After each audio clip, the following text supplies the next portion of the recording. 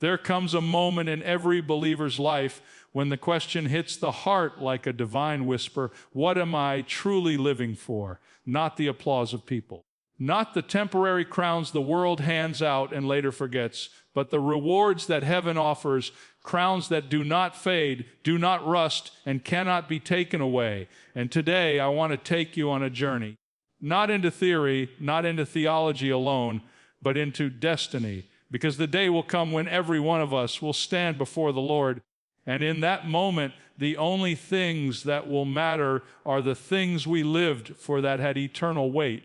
Let me tell you something that might shake you eternity, will reveal what earth tried to hide. That's why this message is not just a teaching, it's an invitation. And I urge you, stay with me to the very end, because the fifth crown will strike something so deep in your spirit that it may redirect the remaining years of your life. The crown of righteousness is not given to those who live perfect lives. It's given to those who live longing lives, those who wait for his appearing with expectation. When you live with eternity in your eyes, temptation loses its shine and holiness becomes your breath. This crown is for the believer who says, Lord, I'm not just living for today. I'm preparing for forever. T-E-I-N-C-O-R-R-P-T-I-B-L-E-C-R-O-N. There is a battle inside every one of us. The world tempts us.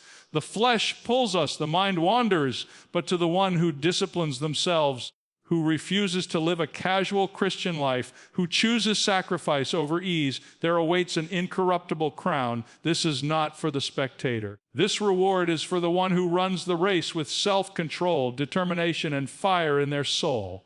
T-H-E-S-O-R-O-B-U and off life. Some of you listening know what suffering feels like. You've walked through nights with no stars. You've endured storms that took your strength. You've cried prayers heaven alone heard.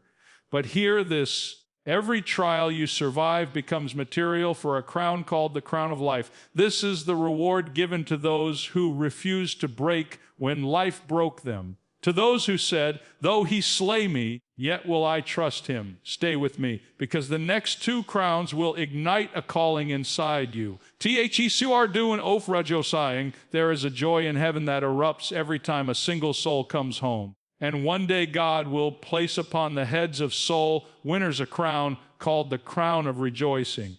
When you tell your story, when you lead someone back to hope, when you bring light into someone's darkness, heaven keeps record.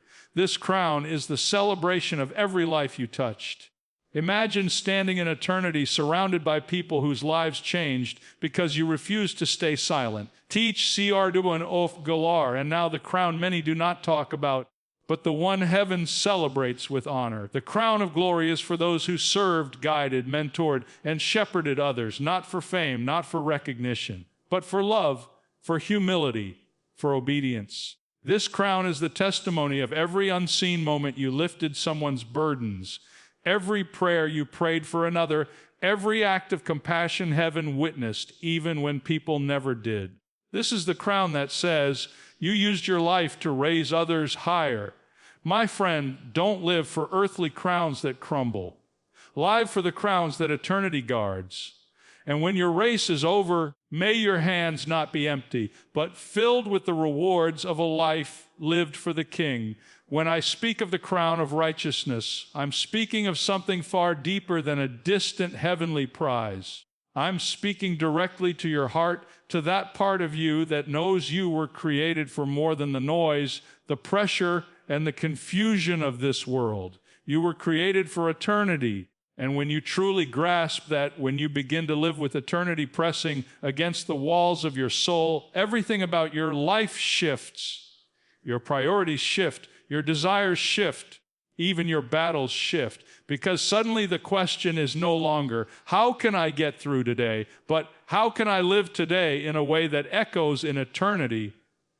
Let me tell you something powerful. Longing for his appearing is not passive. It doesn't mean sitting back waiting, hoping everything falls into place. No, this longing awakens a fire inside you. It's the kind of fire that makes you rise in the morning with conviction, the kind of fire that makes you walk through temptations with clarity, the kind of fire that makes you say, Lord, I want to be ready. I want my heart to be aligned with you. I want my life to reflect the hope of your return. There is something extraordinary about a believer who lives with this heavenly anticipation. They don't get distracted as easily. They don't fall into the traps that steal time, energy, and purpose. They don't chase the fading crowns of this world. Instead, they walk with a quiet strength, a steady resolve, and a purity that doesn't come from effort alone, but from expectation. Because when you truly believe the King is coming, you live like someone preparing for a royal encounter. And this is what marks the life that receives the crown of righteousness. It's the life that says, I'm not living to impress people. I'm living to please God. It's the life that guards its integrity when no one is watching, that surrenders its will when pride wants to rise, that chooses holiness when compromise tries to whisper its lies. And I want you to hear me clearly. This crown is not reserved for the perfect. It is not awarded to those who never stumbled, never struggled, never faced moments of weakness. It is for those who kept getting up, those who kept pressing forward, those who, even in the mess of life, kept their eyes lifted toward the one who promised to return. You know why this crown matters? Because it transforms the way you handle every moment. When you live with eternity in mind, suddenly patience has purpose, purity carries weight, forgiveness becomes easier, sacrifice becomes meaningful, and righteousness becomes more than a moral standard. It becomes an act of worship. It becomes the rhythm of a heart that beats for something beyond this world. And let me lean in and tell you, something stirring the world may never applaud you for choosing righteousness. People may not celebrate your decisions. Some may question your discipline, your boundaries, your convictions. But heaven sees, heaven records. Heaven prepares a crown for those who lived not for applause, but for the approval of the one who is coming again. When you live with holy anticipation, righteousness becomes your language, your posture, your pursuit. And the closer you draw to Him, the more your life glows with the kind of purity that cannot be faked, cannot be manufactured, and cannot be ignored. It is the unmistakable glow of someone who lives every day with the echo of eternity ringing in their soul. When I talk about the incorruptible crown, I'm talking about the reward reserved for the believer who refuses to let life happen to them, but instead chooses deliberately, intentionally, to master the desires, impulses, and distractions that try to pull them away from God's purpose. And let me tell you this plainly, every one of us is in a battle, not the kind fought with weapons or armies, but the kind fought in the quiet chambers of the mind, in the secret corners of the heart, in the private decisions that no one else sees.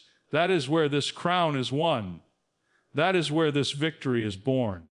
There's a war between who you are and who you're called to be. A war between your flesh and your spirit.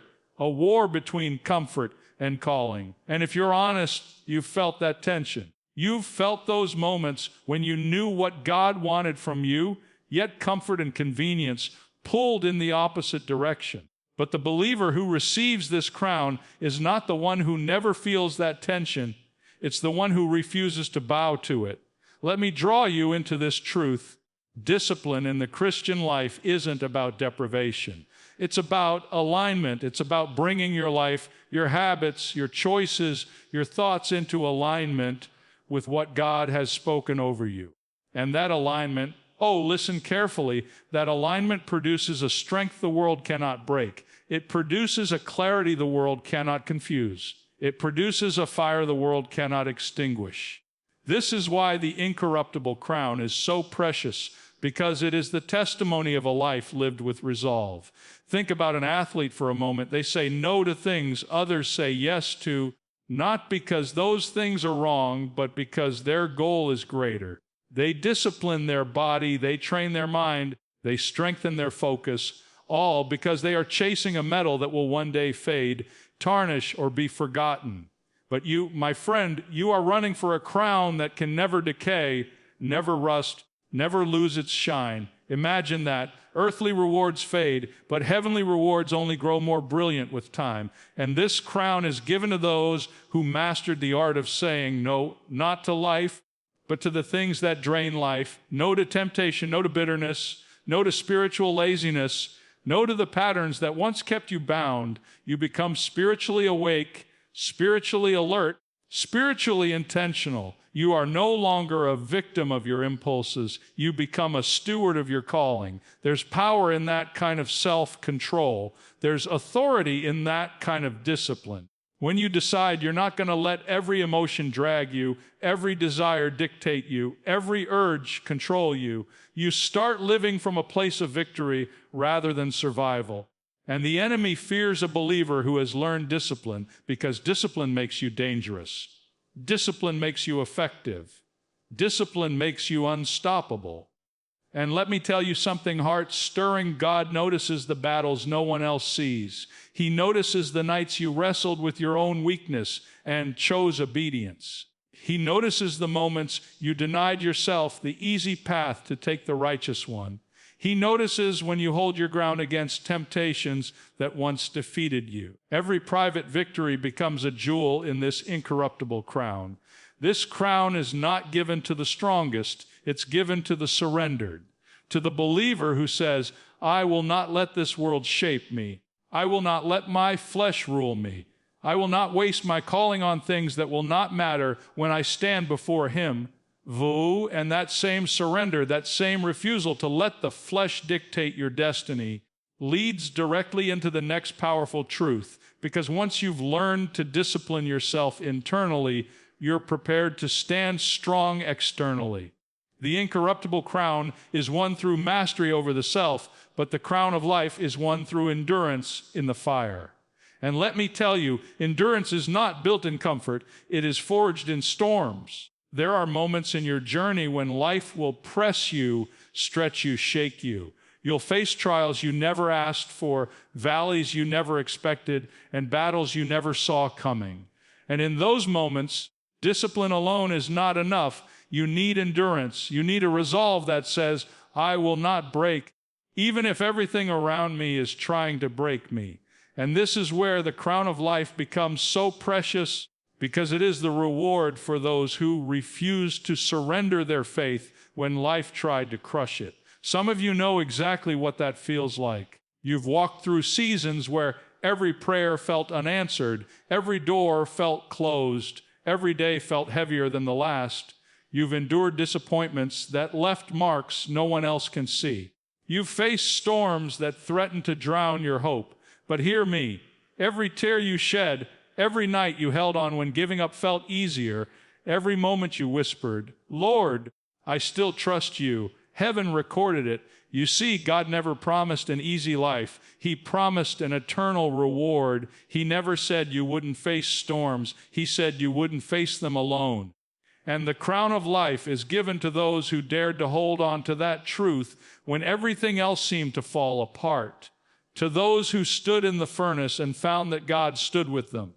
To those who said, my circumstances may shake, but my faith will not.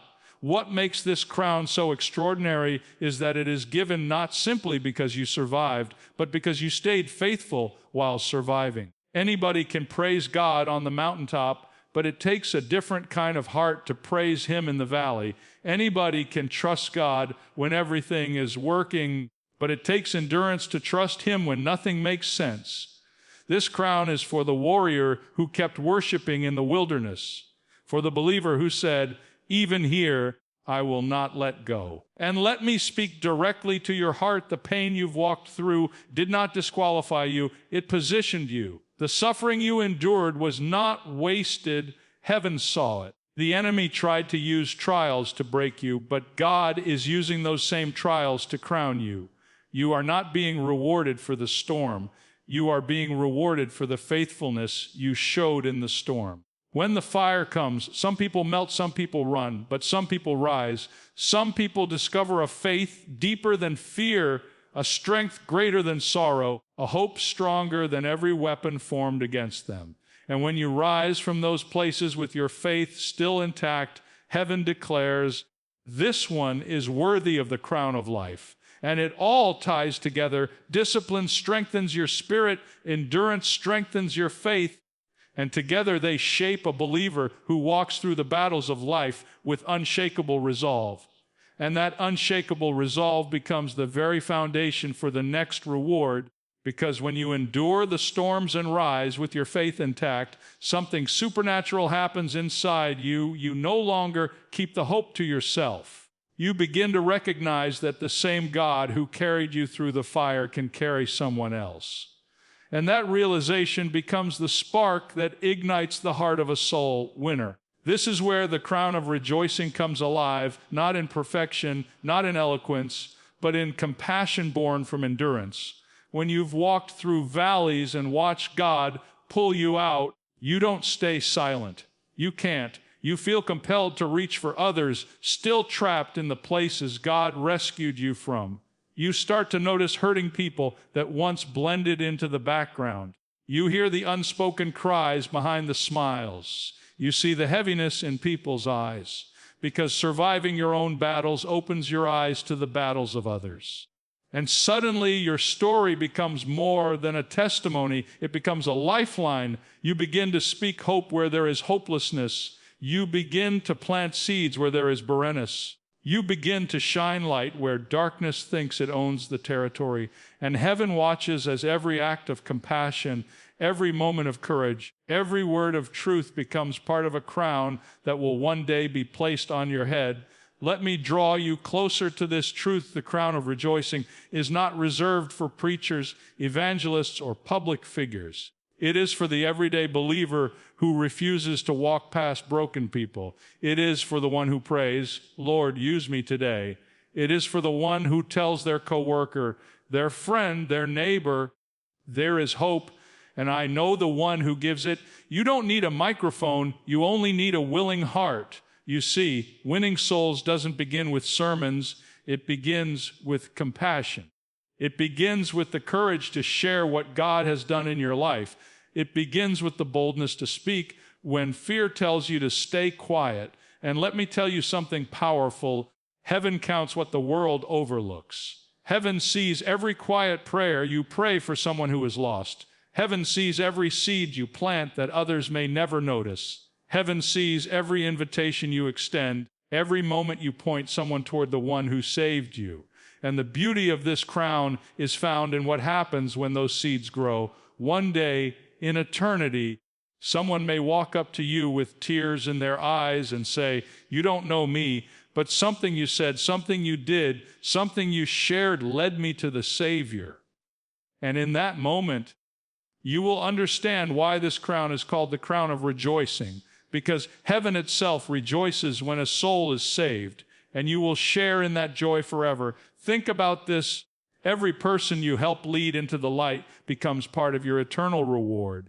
Every soul you point toward hope becomes a jewel heaven places in your crown. And it all flows from the endurance you built through trials, the discipline you developed through spiritual battles, and the righteousness that shaped your walk. It's a continuous journey, one crown preparing you for the next, one victory opening the door for another.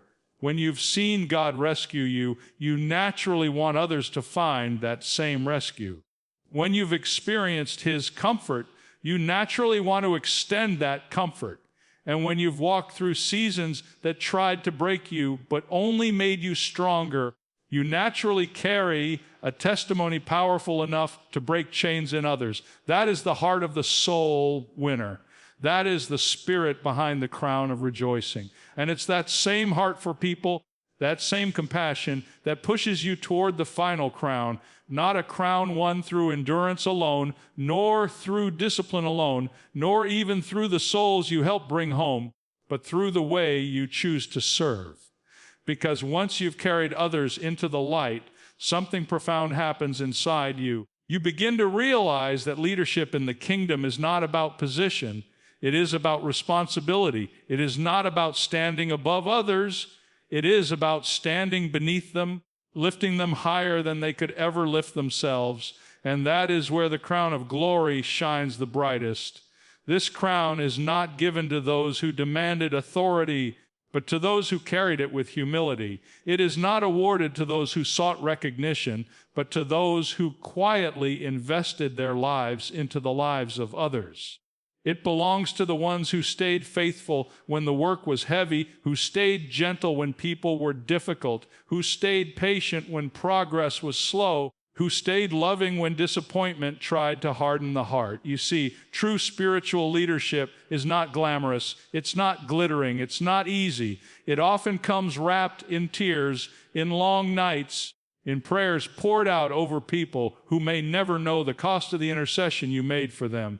It comes in sacrifices no one sees, burdens no one applauds, and decisions that weigh on the soul. And yet, heaven sees every bit of it. Heaven watches the shepherded heart. Heaven measures the faithfulness of the servant who keeps showing up. The crown of glory is placed on the head of the believer who understood that people are God's greatest treasure and treated them as such. The one who didn't just speak encouragement, but lived it. The one who didn't just declare the truth, but walked it before others. The one who didn't just pray for themselves, but stood in the gap for those too weary to pray for themselves. This crown is forged in the unseen moments of leadership, moments when you guided someone who was lost, corrected someone who was drifting, comforted someone who was breaking, and strengthened someone who was ready to give up. And let me make this personal. You don't have to hold a title to be a shepherd. You don't have to lead a church to lead a soul. Every mother who prays over her children, every father who guides with love, every friend who stands beside someone in crisis, you are operating in the spirit of a shepherd. Every time you help someone grow, heal, or rise, heaven takes note. The crown of glory is for the believers who allow God to use them as vessels of His love, His wisdom, and His strength. For those who pour out truth even when it costs something. For those who lead not with pride, but with compassion, not with authority, but with tenderness, not with ego, but with grace. And the glory of this crown is not in how it looks, it's in what it represents. It represents every moment you refuse to give up on someone, every time you bore another's burden, every time you allowed God to turn your wounds into wisdom for someone else's journey. It represents the kind of heart that reflects the very character of the shepherd who laid down his life for his sheep. And all of this, your discipline, your endurance, your testimony, your compassion, culminates here in a life that chooses to serve with humility and lead with love, knowing that the true reward is waiting on the other side, held in the hands of the one who saw every sacrifice.